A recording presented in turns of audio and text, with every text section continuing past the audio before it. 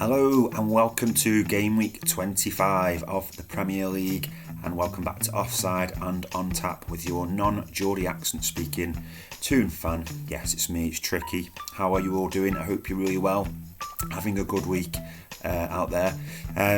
Just going to, before I start, going to get into what I was doing Tuesday night. I'm suspecting that none of you were quite as cold as I would have been. On Tuesday night just gone, actually went to Port Vale finally. It got called off last week for bad weather. Went to Port Vale versus Wimbledon, League One game, and it was absolutely fucking freezing. I went on my own. Unfortunately, Wrighty couldn't make it due to work with the earlier kick-off 7 o'clock, and it was an awful match. It was an awful match, and it's obvious to me why Port Vale are bottom of the table. There was just nothing, no good build-up. Couldn't get service into the box. I thought it was going to be 0-0. Wimbledon did get the winner in the 88th minute with a good bit of play, but again, poor defending from the Vale. So it wasn't amazing. The only good thing was I didn't have to pay for the game because the ticket was free through Sky VIP. So was one thing. It was a night out at the end of the day. Did have a nice bit of tea before I went in at a pub nearby. So yes, Tuesday night was very cold, very wintry, but it's live football. What can you do? You can't change the way the teams are going to play.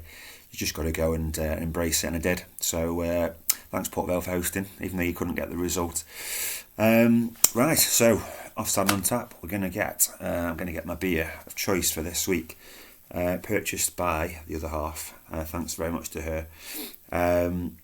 She's gone for this for me, and it's a very jazzy, very colourful looking can. It's called New Skool.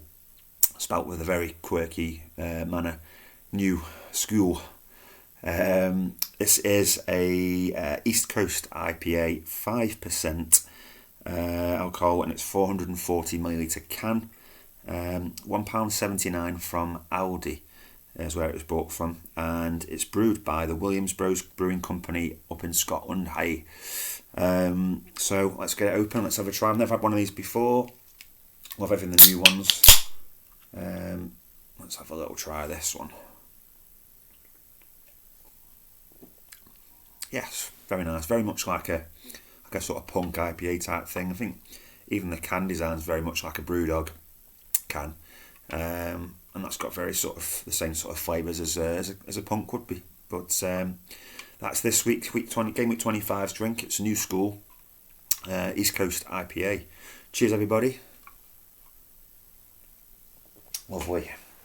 Can't fault that. So let's go back shortly for game week 24 highlights. So lots of entertainment, lots of comebacks involved in the week's games. Going to start with Liverpool dismantling my boys Newcastle though, and it was a demolition job in the end. Newcastle did start brightly. Had my hopes up when Gordon put away the goal. Thought, we've got a good chance here. First win at Anfield for I can't remember, it's 20 something years. But soon hit back with Ekitike. He is phenomenal, and I put him up there potentially as the best striker in the Premier League. All-round player, sort of better than Haaland in that respect. Haaland's obviously got the goals behind him at the moment, but Ekitike is very capable of doing that. He scores goals in bundles as well. Newcastle just looked very, very leggy. No captain Bruno, no Joe Linton, and it just comes back to summer again. Lack of recruitment, lack of squad depth. We were 3 or 4 signings short at the start of the season, and it's now catching up. Number of games with success comes obviously a lot of games. Winning through in the League Cup, FA Cup 4th round to come, Champions League games, and we just haven't got enough. Liverpool on the flip side, looking really good again. Looking back to somewhat what they were at the very start of the season. The Bournemouth game recently is the only exception. But they're doing well in Europe and well in the Premier League as well, and I would put them in for a big fight with potentially Man United for third even, because I think Villa are sloping a little bit as well, which I'll talk about shortly. Demolition job on Newcastle. We don't expect anything else at Anfield, unfortunately. Chelsea, I watched the game. It was a fantastic game to watch, end to end. West Ham unexpectedly went 2-0 up in the first half, and Mourinho's come out and made bold changes, 3 changes at half time. Very much like Jose Mourinho would have done when he was Chelsea manager the first time. Not afraid to pull people out of the game if they're not performing, and I like that. I think early days in his career, in his Chelsea career, he's already making big decisions, not scared to offend players. They do still love him, I think, but he's got to do these things to get them back to success, big success, and it worked for them. Got the 3-2 result, came back, fantastic play, and later on got the win 3-2. So another good result for Chelsea. Manchester City, again, letting Leeds slip. They've done it a few times recently, a couple of times at home, and ended up drawing. And they've done it again away from home at Spurs, 2-0 up, cruising, looking like the title race is still very much firmly on. And then they go and slip up and let Spurs back in the game, 2-2. Another 2-2 in a game involving Spurs. There seems to be a lot of those. And Pep would be very, very disheartened by that. The defending's just not good enough still. So City let they got 2 goals slip, and that's where it's at now. They've fallen back again because Arsenal did a demolition job, similar to Liverpool, on Leeds very unexpectedly. Leeds are usually so good at Ellen Road, but Arsenal did a number on them unexpectedly. I thought it'd be a very much tighter game, and Leeds had really put a big challenge up, but they rolled over and let Arsenal tickle their bellies. And it's really a little bit of stress for the Arsenal fans, I'm sure, with recent results that they've had, dropping points, going and smashing Leeds at Allen Road, big statement, another one that they needed to do, and it was great for them. And then finally, Michael Carrick again, winning again, Man United manager, interim manager, another 3-2. Different kind of challenge this game, because the previous challenges, obviously City and Arsenal, did the job on those, and unexpectedly, but Fulham would have been expected to probably win the fixture, but it took a very late winner, something like the old times, Man United, unfortunately. A lot of teams felt this, and they got the 3-2 win with a great Sesko finish. And again, to mention it, United in the top 4, and looking like they could easily catch Villa and stay ahead of Liverpool as well, with the results that they're picking up now, and they're playing much better football. But still games to go. Carrick's still got to keep the troops charged, and they go again this coming week. Week 24 points. So I got did all right actually. I got 10 points. 10 points from 30. 2 perfect scores, which is a bit of a novelty recently for me. That was Man United to beat Fulham 3-2, which is a great pick really actually. To get a 3-2, pick a 3-2 out. Should have had a bet on that. And then Forest won, Crystal Palace won as well. Wrighty. Now, Wrighty's very disheartened. His comments that he's putting on my videos aren't posting. And if anyone knows why that would be, because they're not just showing up, and he's shown me the evidence, it's on his side. Is it some sort of settings? But anyway, Wrighty did send me the predictions. And he sent me what he got, and he did record breaking. He got 14 points last week. 14 points. Phenomenal effort. 3 perfect scores in that. He picked up Brighton 1, Everton 1, Wolves 0, Bournemouth 2, and again like me, Forest 1, Palace 1. So week 24, record breaking, 14 points from Wrighty. Well done, mate. Top stuff. Fantastic. You definitely need to come on and help me out with these picks. I've been bugging you for a while. You're not going to do it, but if you do fancy it, mate, get yourself on. We'll do a show. Probably a bit more entertaining than when Robbo was on. Sorry, Robbo. Top score this season, the one to catch is Wrighty, 14 points. So I'm going to get straight into predictions for week 25. So Leeds versus Nottingham Forest. Leeds have actually scored, interesting. In fact, Leeds have actually scored in all 25 home top flight games against Nottingham Forest. They've scored at least once. Very interesting. Nottingham Forest unbeaten in the last 4 Premier League fixtures. Really much needed with West Ham's little bit of resurgence. Keeps them out of the bottom 3. 2 wins and 2 draws. Going to go for Leeds to win at home. Going to get them back into winning ways at home. 2-1 to Leeds United. Next up, probably very entertaining fixture, I'd imagine this one. They all have been recently for Man United and Spurs fans. Not always going their own way though. Man United unbeaten in the Premier League in 7 games, which has seen them climb the table, get into that Champions League spots and the areas there. And the 9 unbeaten actually when they've had less possession than the opposition this season. They've been unbeaten in those 9 games. That's very interesting. Don't always need the ball to win games. Spurs unbeaten versus Man United in 8 games in all competitions, including that Europa League final in the last season and the reverse fixture this season. Always go for Desmond, every picks, and I'm going for Desmond in this one. Going to go for Manchester United to win. Manchester United to win. Going to go for Man United and Spurs to draw 2-2 in this one.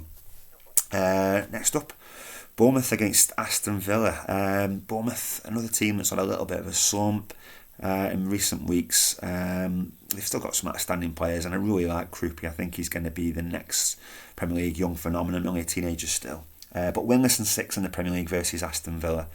Aston Villa, only lost 3 of the first 18 Premier League fixtures this season, but they've since lost 3 of the last 6 games in the Premier League, including 2 at home, which is a very rare thing for Villa to lose at home at the moment. So again, a little bit like Newcastle, lots of competitions to play in, lost midfielders to injury, a couple of those for this season they're out for.